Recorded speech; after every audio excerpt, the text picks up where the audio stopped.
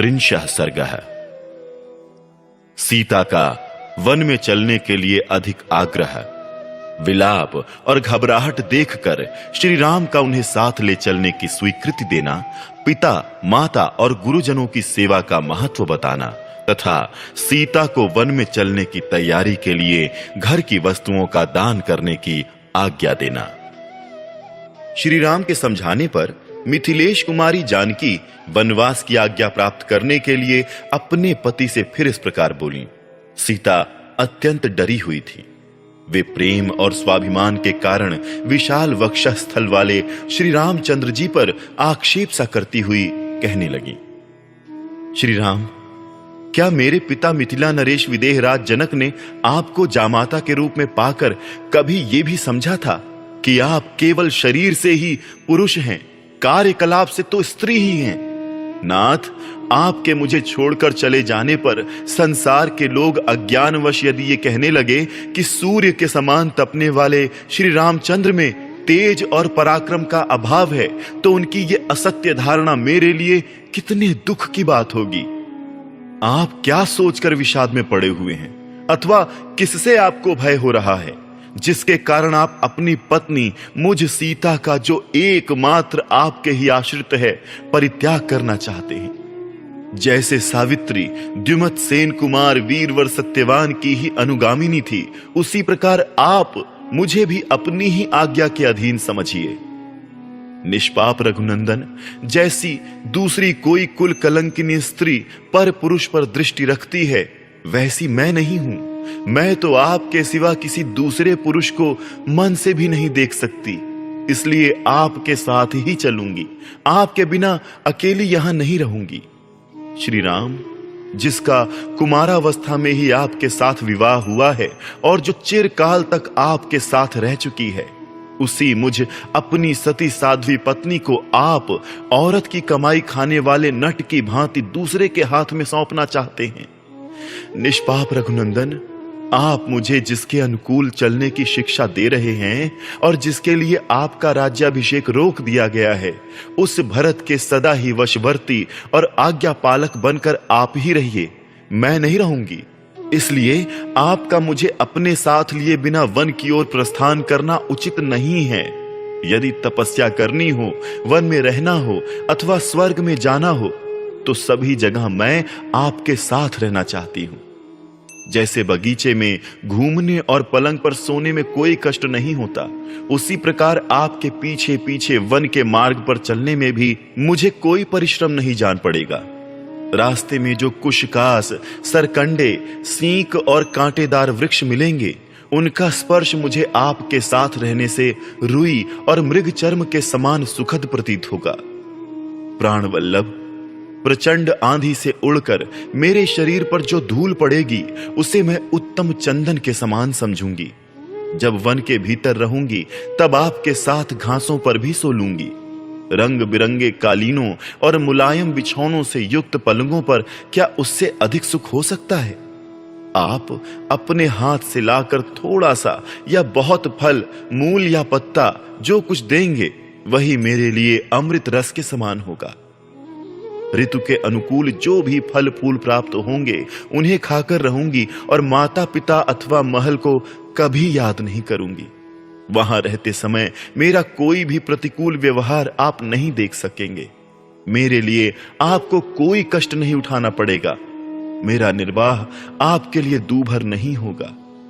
आपके साथ जहां भी रहना पड़े, वही मेरे लिए स्वर्ग है, और आपके बिना जो कोई भी स्थान हो, वो मेरे लिए नरक के समान है। श्री राम, मेरे इस निश्चय को जानकर आप मेरे साथ अत्यंत प्रसन्नता पूर्वक वन को चले। मुझे वनवास के कष्ट से कोई घबराहट नहीं है। यदि इस दशा में भी आप अपने साथ मुझे वन में नहीं ले चलेंगे, तो मैं आज ही विष पी लूंगी, परंतु शत्रुओं के अधीन होकर नहीं रहूंगी। नाथ, यदि आप मुझे त्याग कर वन को चले जाएंगे, तो पीछे भी इस भारी दुख के कारण मेरा जीवित रहना संभव नहीं है। ऐसी दशा में मैं इसी समय आपके जाते ही अपना प्राण त्याग देना अच्छा समझती हूं। आपके विरह का ये शोक मैं 2 घड़ी भी नहीं सह सकूंगी। फिर मुझ दुखिया से ये 14 वर्षों तक कैसे सहा जाएगा। इस प्रकार बहुत देर तक करुणाजनक विलाप करके शोक से संतप्त हुई सीता शिथिल हो अपने पति को जोर से पकड़कर उनका गाढ़ आलिंगन करके फूट फूट कर रोने लगी। जैसे कोई हथिनी विष में बुझे हुए बहुसंख्यक बाणों द्वारा घायल कर दी गई हो, उसी प्रकार सीता श्री रामचंद्र जी के अनेकानेक वचनों द्वारा मर्माहत हो उठी थी। अतः जैसे अरणी आग प्रकट करती है, उसी प्रकार वे बहुत देर से रोके हुए आंसुओं को बरसाने लगी। उनके दोनों नेत्रों से स्फटिक के समान निर्मल संताप जनित अश्रुजल झर रहा था, मानो 2 कमलों से जल की धारा गिर रही हो। बड़े बड़े नेत्रों से सुशोभित और पूर्णिमा के निर्मल चंद्रमा के समान कांतिमान उनका वो मनोहर मुख संताप जनित ताप के कारण पानी से बाहर निकाले हुए कमल के समान सूख सा गया था। सीता जी दुख के मारे अचेत सी हो रही थी। श्री रामचंद्र जी ने उन्हें दोनों हाथों से संभालकर हृदय से लगा लिया और उस समय उन्हें सांत्वना देते हुए कहा, देवी, तुम्हें दुख देकर मुझे स्वर्ग का सुख मिलता हो तो मैं उसे भी लेना नहीं चाहूंगा। स्वयंभू ब्रह्मा जी की भांति मुझे किसी से किंचित भी भय नहीं है।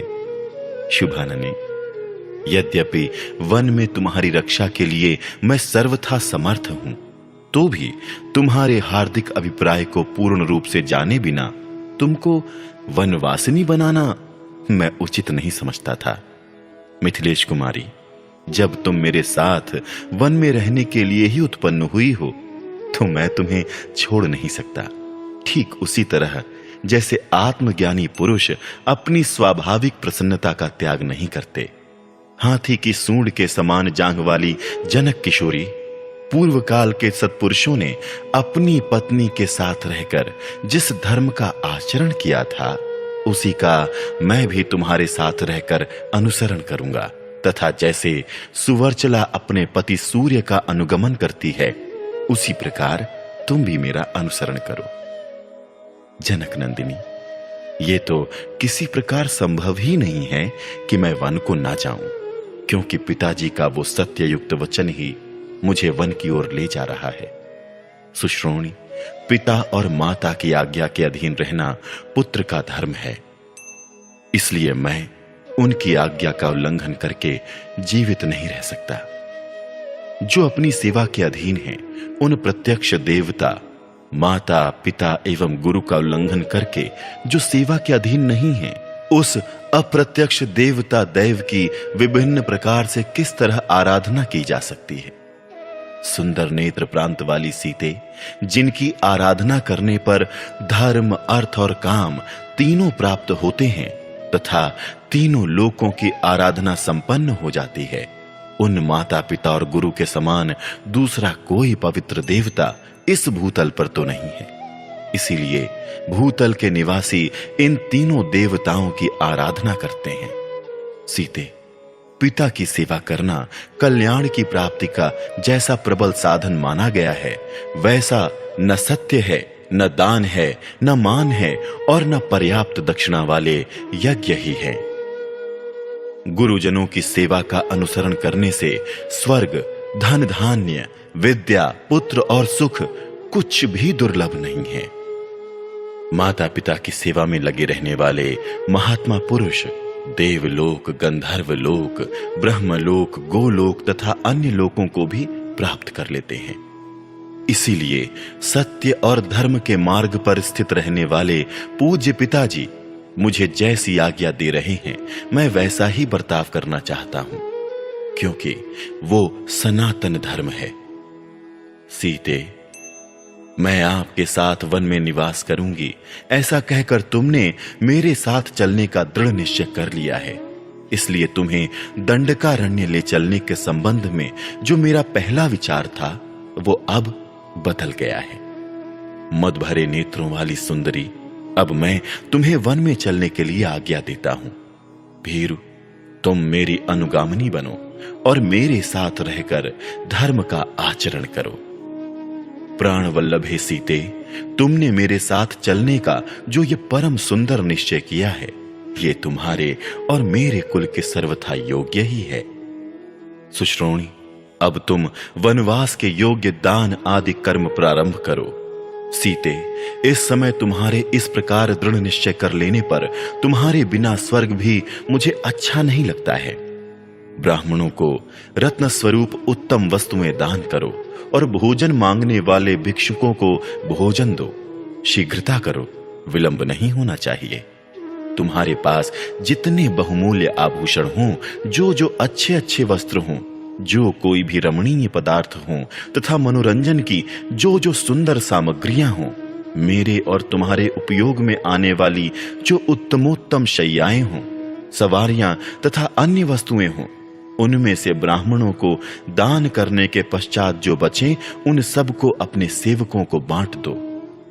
स्वामी ने वन में मेरा जाना स्वीकार कर लिया। मेरा वनगमन उनके मन के अनुकूल हो गया। ये जानकर देवी सीता बहुत प्रसन्न हुई और शीघ्रता पूर्वक सब वस्तुओं का दान करने में जुट गईं। तदनंतर अपना मनोरथ पूर्ण हो जाने से अत्यंत हर्ष से भरी हुई यशस्विनी एवं मनस्विनी सीता देवी स्वामी के आदेश पर विचार करके धर्मात्मा ब्राह्मणों को धन और रत्नों का दान करने के लिए उद्यत हो गईं। इस प्रकार श्री वाल्मीकि निर्मित आर्ष रामायण आदि काव्य के अयोध्या कांड में 30वां सर्ग पूरा हुआ।